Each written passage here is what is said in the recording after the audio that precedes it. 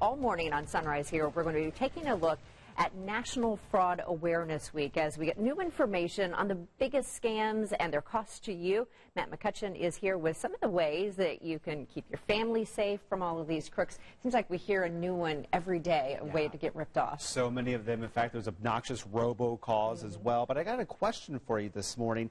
Can you guess the #1 scam going around out there right now that people always fall victim to? It seems like we report it here when people get the calls and they say that you owe money and people fall for it. Yes, yeah, that's like the grandparent scam as well. But the most popular one, the BBB says, is actually the home improvement scam going around right now.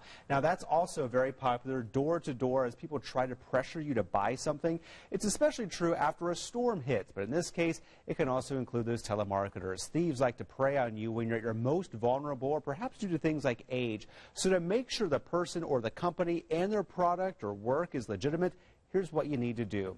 Con artists always want to rush you. So first of all, slow it down. Take their card or get a number. Say you'll call them back. This gives you time to do your homework and research and also compare prices. Also, don't pay up front. That's especially big when someone promises to do work. Get a written agreement and pay them when that work is actually done. Speaking of paying, think about how you'll pay. Wire transfers? Yeah, that's a big no-no. Consider credit cards instead.